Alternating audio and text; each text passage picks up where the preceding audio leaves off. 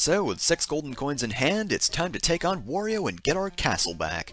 Because seriously, if he wants his own castle, he should just go get his own, not just turn the M upside down and call it a day. That's just lazy.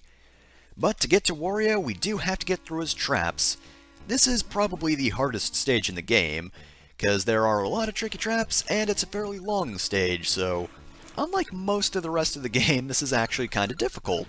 Which is kind of nice because the rest of the game is fairly easy. I mean, I can't really think of any other difficult stages in the game other than that one treetops level in World 1 and the secret level, which you had to be careful with using your fire flower, because there were a whole lot of pits and you might accidentally jump incorrectly, and it was just really annoying overall. But this one actually feels legitimately difficult, unlike those other stages, because Treetops had that one invisible block, and that's pretty much the only reason that was a difficult stage, and the secret level, I don't think I have to go over why I hate that one. I mean, if I do, refer back to that part, where I was just growing in annoyance at it. But yeah, this stage is actually kind of fun, even if it is fairly long. I mean, not that long overall, but comparatively speaking. So, because of this stage's difficulty, this is one of the few times in which I'm a-okay with using Bunny Mario, because back there were actually traps on the floor, so basically just jump over the entire room and you're good to go, you won't land on anything, and I kinda just skipped over the skulls. I mean, the rest of the game is completely broken by Bunny Mario, but this one not so as much, even though I did just skip a lot. It's not... Okay, this section has little platforms that'll try to rise you up into the spikes. So I guess it does kind of break this stage too, but I don't feel as guilty about this one just because the stage is so difficult. And here we have thwomp-like objects, and even though this does make me nervous, you can just run right by them, no problem. It's more just there to psych you out. And here we have a mini-boss before the final boss, these weird floating Wario orbs. They only take 2 jumps to defeat, so they're not so bad, though when 2 appear at once, it is kinda tricky just because they're not synced up all that well. Or they're synced up so well that it's hard to avoid them, because they're really not in very good locations for you. For Wario, it's a-okay, because he wants us to die. This one's not so bad, though. I don't think their position is quite as annoying to really get past. And again, since they only take 2 hits, we're done with this. And now, we're at the final boss. It's Bubble-Headed Wario! Seriously, his head is huge in this game, and I don't know why. When I first played this game, I thought he was wearing a giant mask of his own face? Because I don't know why his face looks like that. Oh yeah, and by the way, make sure to be off the ground when he jumps, because he creates a shockwave. Also, don't be under the disco balls. But yeah, even in the commercials, Wario's face looked normal, so I don't know why he looks so weird here. It's always looked kinda silly, to be honest. But he's not done just yet. In fact, he's got the Dark Carrots! There is no way that could sound intimidating. But anyway, he's going to slowly fall down, and when he hits the ground, he's going to create a shockwave that will drop that disco ball.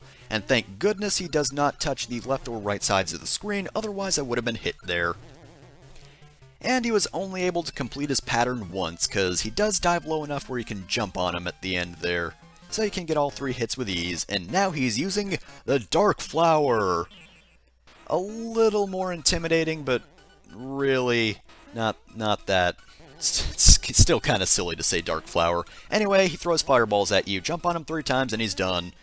It is a bit more difficult than Bunny Wario, but it's not too bad. And with that, he cries. Yep, we made a grown man cry. Excuse me? That was just rude, mister.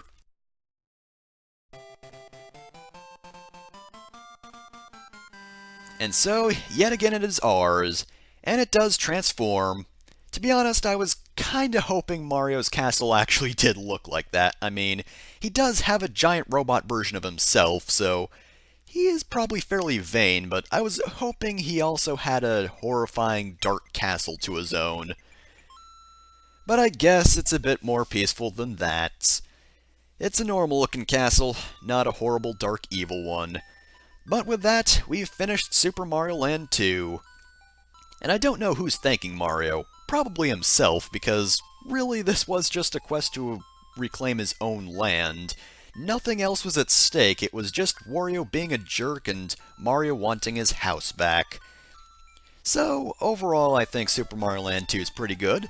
I do kinda wish they did a bit more on the aesthetics, because this is a good start. I mean, there are lots of unique-ish worlds that, look pretty cool, and I think if they sort of tried to go for what Super Mario Land 2 was going for, they could do some really unique-looking levels.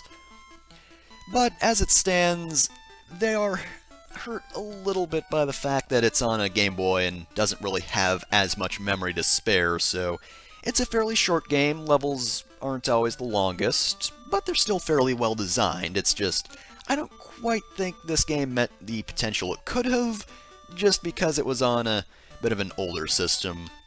Still though, for what it is, it's a pretty fun game, and I would definitely recommend playing it over Super Mario Land 1, because while Super Mario Land 1 is fairly fun, it's definitely not quite as good as this one, and they're both short games, so overall I think this one's better.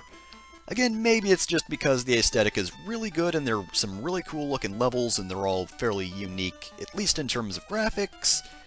Overall, I still think this one's pretty good, even if it might not be the best.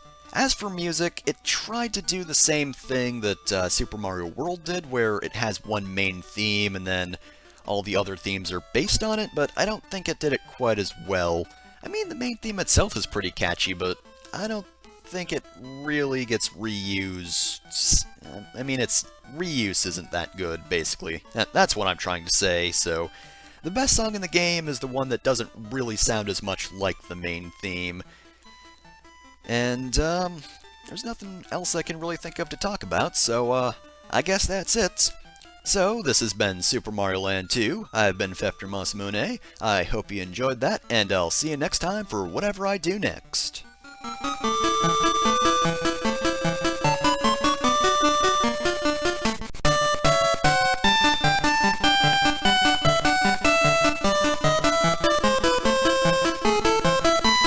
And for some reason, Wario gives you a thumbs up for kicking his ass.